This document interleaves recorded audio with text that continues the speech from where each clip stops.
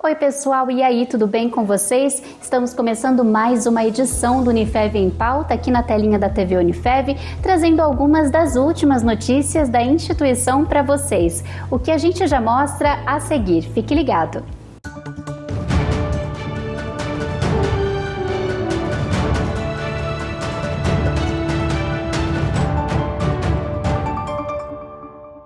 Bem-vindas e bem-vindos a mais um Unifev em Pauta, começando o primeiro bloco do programa de hoje, que está um pouquinho diferente. Estou gravando de casa, cumprindo o isolamento social por conta da Covid-19, por isso estou em home office hoje. Bom, e o primeiro assunto do programa é sobre um projeto super bacana realizado pelo curso de fisioterapia da Unifev, no qual os alunos que participam vão até as casas dos pacientes para oferecer atendimento fisioterapêutico gratuitamente. Esse projeto é um programa de estágio que é realizado no bairro Secap 2 de Votuporanga e todos os atendimentos são supervisionados por um professor ou uma professora responsável. A gente vê a seguir um pouco de como funciona esse projeto que tem beneficiado tantas pessoas. Então, essa dinâmica é uma dinâmica oferecida pelo estágio de saúde pública. Esses são alunos do 5º período do curso de fisioterapia. E é uma dinâmica que já acontece há muito tempo, né? Eu sou docente da Unifev hoje, mas eu sou egressa da instituição também. E desde a minha época já existia o estágio de saúde pública nesse mesmo formato que acontece hoje. Então já fazem vários anos que essa dinâmica acontece e esses atendimentos à população são oferecidos pelos alunos do 5º período de fisioterapia.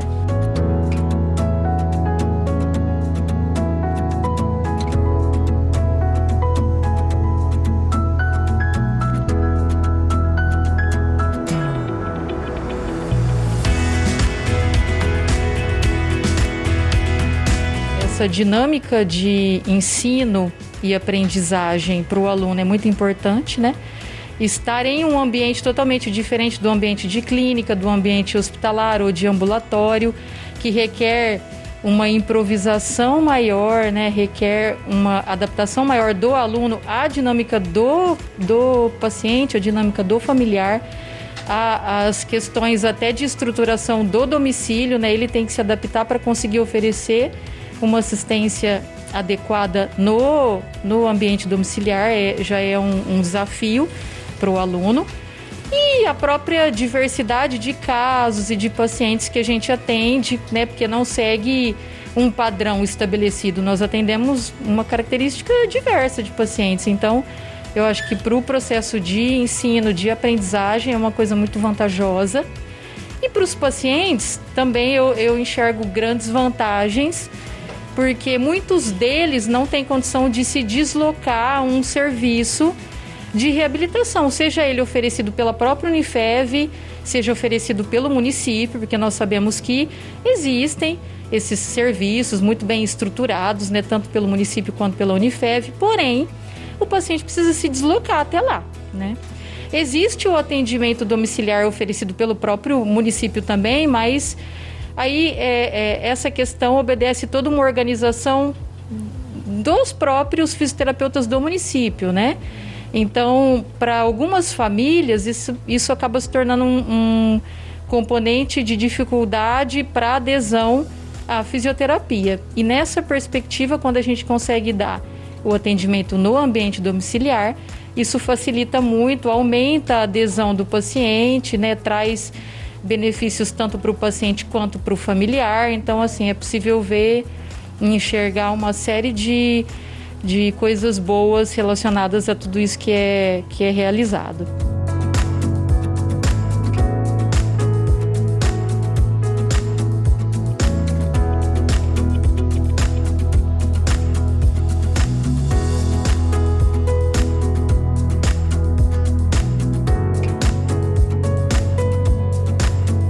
O tratamento dela já vem bem uns 6, 7 anos. Começou com Alzheimer, depois teve várias outras coisas que ela passou e ela foi regredindo, né? E aí descobriu o Alzheimer, depois ela teve o AVC que ela ficou com esse lado direito. O lado direito não movimenta, né? E ela tem a pressão alta, agora ficou, quando deu AVC, a pressão dela abaixou. Abaixou e ficou normal. Aí as meninas entraram, né, Deus pôs elas no caminho da gente, porque é uma bênção ela para ela, né? O tratamento que elas estão fazendo é muito bom. Ela adora, ela fica super feliz quando ela vê eles chegando.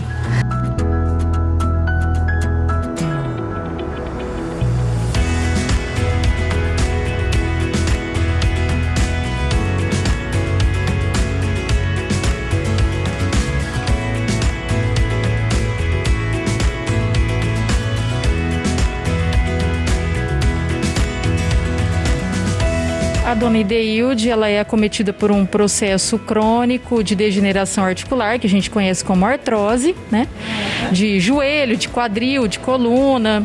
E tudo isso compromete todo o processo de deambulação, de marcha dela, traz um processo de fraqueza muscular, alteração do equilíbrio, aumenta o risco de queda, aumenta a incidência de quadro álgico, então ela tem queixa de dor, né? E ela tem um processo de incontinência urinária associada a essa fraqueza muscular de assoalho pélvico, que a gente consegue intervir com exercícios específicos também. Esse é um trabalho de um estágio da Faculdade de Fisioterapia, estágio de Saúde Pública, e nós fazemos esse trabalho com a dona Ideilde, com alguns outros pacientes.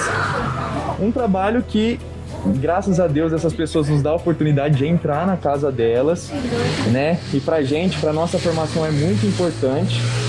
E é um trabalho que a gente está aqui para realmente ajudar, reabilitar, ajudar a ter o melhor condicionamento esses pacientes.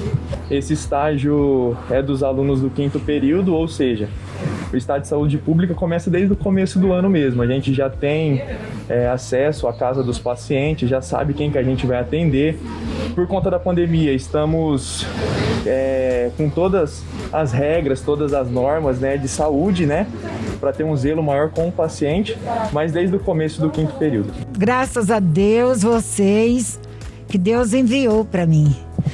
Vocês são as pessoas de ouro, as pessoas boas, delicados. Eu estando com vocês, eu tô com Deus. Muito bom, muito sabido, muito formado, sabe tudo que onde a gente dói, vocês sabem mexer para consertar. Graças a Deus, meu Deus, foi um milagre de Deus. Operei esse joelho, já vai fazer 1 ano, e esse aqui estou esperando para operar. Ele doía demais, tem vezes que eu deitava na cama, quase não dormia de dor, e agora eu deito, eu durmo, levanto tarde, esperando o tempo esquentar, eu não faço nada mesmo, eu fico na cama. E aí vocês vieram, graças a Deus, faz massagem para todo lugar, eu estou bem, estou sentindo bem, graças a Deus, estou muito feliz, muito alegre, e o meu dedo tudo era assim, troncho, duro, não tinha remédio para arrumar eles. E graças a Deus fazendo massagem na sola do meu pé. Ontem comprei tênis, pude calçar, tô andando aqui, não tá incomodando nada. Muito bom a massagem de vocês. É uma coisa de ouro, não precisa nem tomar remédio, o remédio é vocês. Chega vocês tudo aqui, eu falo, meu Deus, tô rodeada de gente boa.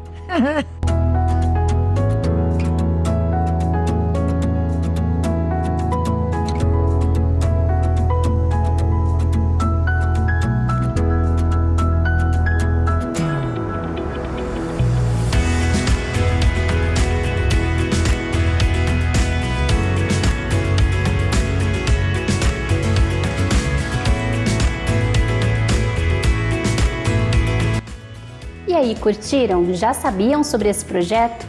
Bem bacana, né? A dona Ideilde e a dona Noêmia são apenas 2 exemplos de pacientes que são muito beneficiados por esse programa, que também beneficia os alunos que adquirem prática profissional.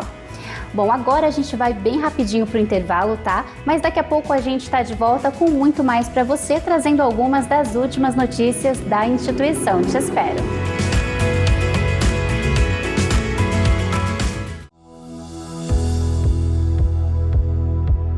O Unifev em Pauta já de volta do intervalo, foi bem rapidinho, né? Como eu disse no bloco anterior, o programa de hoje está um pouquinho diferente porque eu estou gravando daqui de casa, cumprindo isolamento social por conta da Covid-19, por segurança, por isso estou em home office neste programa. Bom, a gente começa então o segundo bloco da edição de hoje. Bom, e a gente aproveita agora para reforçar um assunto importante aqui, porque você sabia que já foi divulgado o resultado do vestibular de medicina da Unifev deste ano? Pois é, a Fundação VUNESP divulgou no último dia 15 de junho e ele está disponível lá no link unifev.edu.br/med 2021.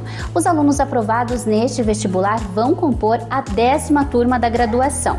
Vou dar uma olhada aqui na minha colinha, olha. A convocação para a segunda chamada foi divulgada no último dia 22 de junho e a terceira e sucessivas chamadas são realizadas a partir do dia 28 de junho. A classificação dos candidatos é por ordem decrescente, respeitando, claro, o limite de vagas, que é 60. Assim como em 2020, por conta da pandemia do novo coronavírus, a prova foi realizada exclusivamente online, com base nas notas obtidas na prova do Enem, o Exame Nacional do Ensino Médio dos últimos 4 anos. Mais informações, se você tiver alguma dúvida, podem ser obtidas pelo telefone, que também é o WhatsApp, 3405-9990. Lembrando que é 17 3405-9990. E a gente troca agora de assunto para falar pouco mais de saúde aqui no Unifev em Pauta. Quem acompanha a nossa programação sabe que em toda edição a gente traz um quadro super especial com a participação do professor e docente da área da saúde daqui da Unifev, o professor Ricardo Martins, quem sempre traz um assunto muito importante da saúde para a gente usar e levar para o nosso dia a dia. É o Saúde em Pauta. Vamos conferir então hoje sobre o nosso sistema imunológico.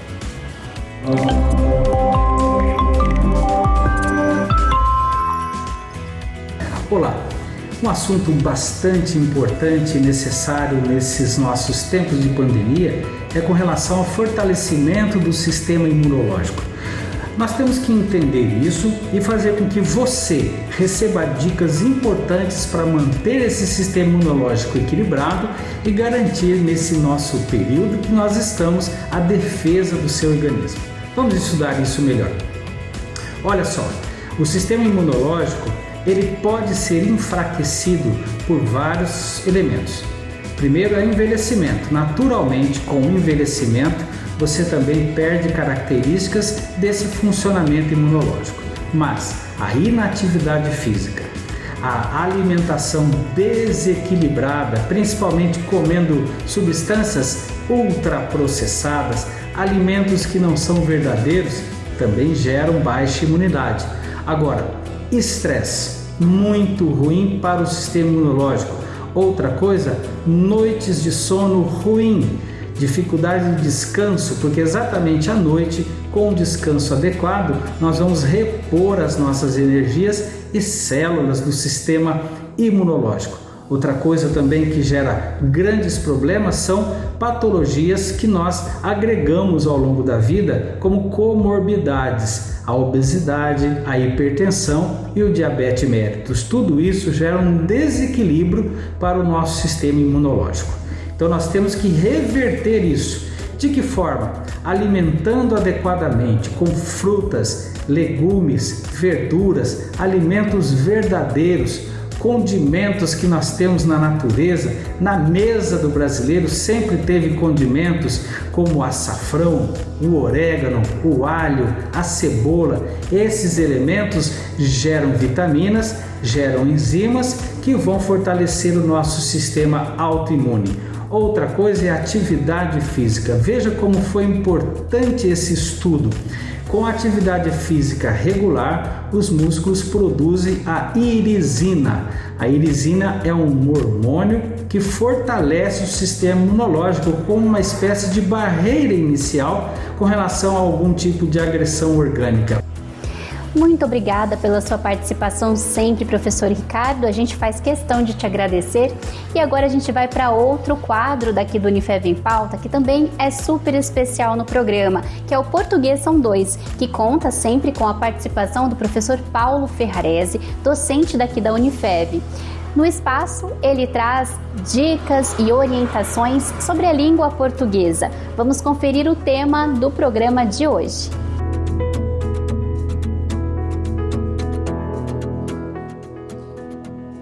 Olá, este é o Espaço Português São 2.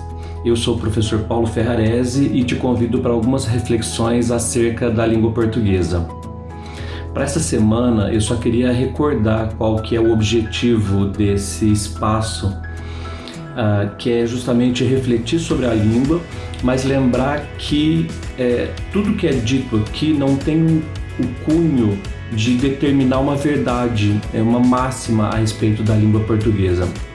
O que nós propomos sempre são reflexões acerca do idioma, lembrando que o português são 2, justamente porque existe um português chamado de padrão e um outro que se chama o português coloquial, que é esse do dia a dia. Não existe um que seja superior ao outro ou melhor do que o outro, mas existem situações em que eles devem ser utilizados, né?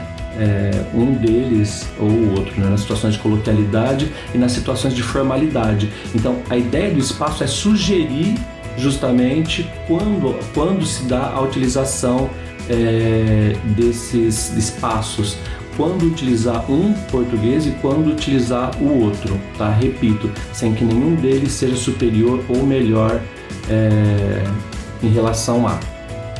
Para essa semana eu pensei em refletir sobre algumas palavras que são chamadas palavras parônimas em língua portuguesa e que acabam provocando algum tipo de problema na hora de escrever. Para fala não vai ter problema nenhum com essas palavras, você vai pronunciar do mesmo jeito. Vou te mostrar. A palavra sessão, por exemplo, a pronúncia dela é a mesma, independente de ter uma grafia diferente. Uma escrita diferente, a pronúncia é a mesma, mas os significados são completamente diferentes.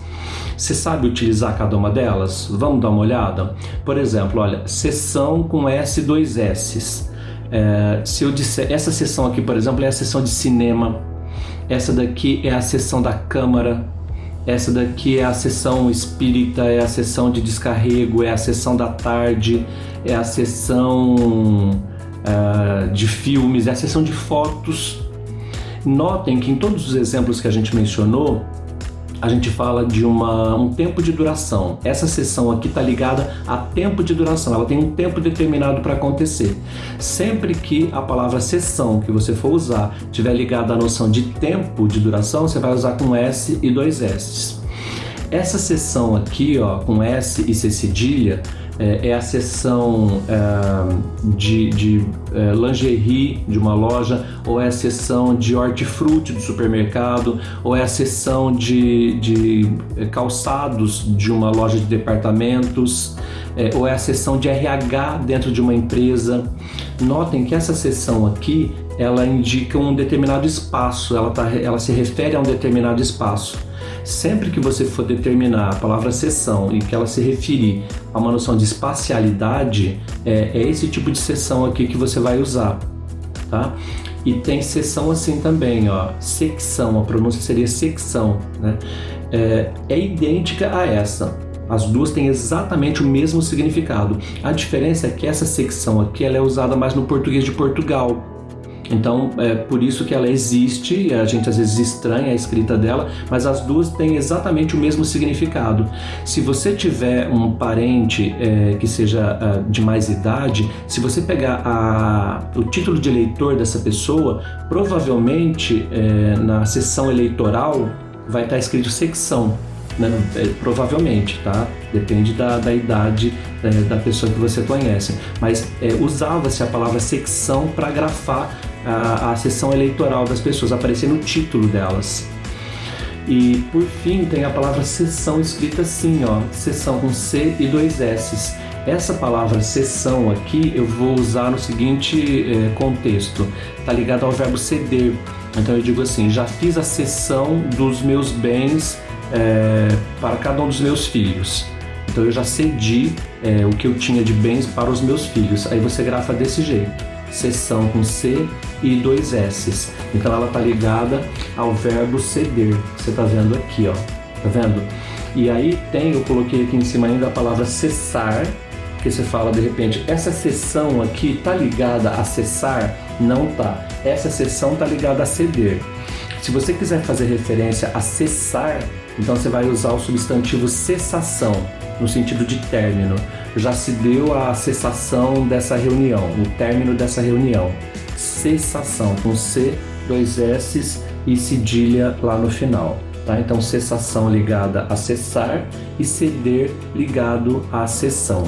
Essas são palavras parônimas, são palavras que de alguma forma, na hora de escrever, elas são diferentes, na hora de pronunciar são iguais, mas quanto ao significado são completamente distintas. Tem também os termos ao encontro de, já usou essa expressão? Ao encontro de e de encontro a. Quando usar cada um deles? Olha, você vai dizer ao encontro de quando existe uma espécie de comunhão, uma espécie de semelhança quanto às ideias que estão sendo propostas. Então eu digo assim, minhas ideias vão ao encontro das suas. Significa o quê? A gente pensa a mesma coisa. A gente pensa a mesma coisa. No entanto, se eu disser que as minhas ideias vão de encontro às suas, significa que os nossos pensamentos são completamente diferentes. Então, parecem pronúncias semelhantes, parece a mesma coisa, ao encontro de encontro a. De repente você fala, posso usar qualquer um, tanto faz, mas os significados são completamente distintos. É só imaginar, ó, ir ao encontro de tem um significado, ir de encontro a significa chocar-se com. Se você for de encontro ao muro, você vai se chocar com o muro. Quando você vai ao encontro, você vai à busca de alguém, né? Vai encontrar com alguém. É completamente diferente. Então não esquece, ao encontro de, mesmos pensamentos, mesmas opiniões. De encontro a significa que vocês divergem quanto ao pensamento, quanto à maneira de ver as coisas. E tem na língua portuguesa um fenômeno que se chama prosódia, que é uma parte da língua portuguesa que é destinada a pensar, a refletir sobre como as palavras são pronunciadas, quais são as sílabas que são sílabas fortes. E isso chama prosódia, tá? Na língua portuguesa isso chama prosódia. E quando você comete um equívoco quanto à acentuação das palavras, isso se chama silabada. Silabada. Vamos te dar alguns exemplos disso? Essa palavra aqui, ó, a pronúncia dela. Ciclope. Cíclope não. Cíclope não. Gratuito. Essa palavra aqui, terrível para pronunciar. A gente costuma ouvir gratuito, né? Gratuito não, gratuito. Látex, não latex. Latex é marca. Latex é uma marca. Látex é a substância, né, da qual se originaria a borracha, por exemplo. Recorde, não recorde. Recorde é o estrangeirismo. Recorde é a palavra para nós, a portuguesada, é a pronúncia ideal. Ruim, não ruim. Aquela pessoa é ruim. Não, aquela pessoa é ruim. O prêmio Nobel, tá? Não Nobel, não Nobel. A palavra rubrica, não rúbrica, que é assinatura, significa assinatura. Então você pode me dar a sua rubrica nesse documento e não a sua rúbrica, que é como a gente costuma ouvir. E a gente ouve também muito a palavra catéter. Não, a pronúncia é cateter. A pronúncia do termo é cateter, que é o tubo que é introduzido no corpo humano com o fim de desobstruir, de fazer a desobstrução. Então a pronúncia é cateter, não catéter. Tudo bem? E tem algumas palavras que podem ter dupla pronúncia. Aqui sim, ó, você pode pronunciar biótipo ou biotipo. As duas formas são admitidas pela língua portuguesa. Hieróglifo ou hieroglifo, tanto faz. Homília ou homilia. As duas formas são aceitas pela língua. Projétil ou projetil, que é qualquer coisa que você arremessa na direção de outra pessoa com a intenção de ferir. Réptil ou reptil, acreditem vocês ou não, as duas pronúncias são admissíveis, as duas escritas são admissíveis, assim como xerox ou xerox, também são ambas aceitas, ambas admitidas pela língua portuguesa. Não existe uma correta e uma incorreta. Só gostaria de relembrar mais uma vez que nós estamos determinando aquilo que a prosódia fala sobre a língua portuguesa. Claro que a gente já ouviu uma série de construções diferentes dessas, mas em termos de escrita, aconselha-se a utilização de algumas dessas palavras, como é o caso do ciclope e não cíclope, para a normatividade. Para o português coloquial, qualquer uma das duas formas seria admissível, mas para o português padrão, utiliza-se as regras determinadas pela prosódia. É isso. Muito obrigada, Paulo, pela sua participação, sempre trazendo dicas e informações valiosíssimas para a gente usar no nosso português do dia a dia e não correr mais o risco de errar, né? E a gente aproveita também para te lembrar, você aí que está assistindo, se você tem alguma dúvida ou curiosidade sobre a língua portuguesa e quer tirar com o professor aqui no programa, é só deixar seu comentário, sua dúvida lá no Facebook da Rádio TV Unifeb, na publicação do Unifeb em Pauta, nos comentários da publicação. Lembrando que o Facebook é o facebook.com/rádio e TV Unifeb, tudo junto e sem acento, tá? Deixa a sua dúvida lá que a gente vai adorar te responder aqui no programa. E agora a gente vai ficando por aqui, sempre te agradecendo demais pela companhia, valeu mesmo. A gente te espera nas próximas edições do programa e, claro, por lá na internet também, no Facebook, nas publicações, tá bom? A gente gosta muito da sua participação. Grande beijo, tchau, tchau!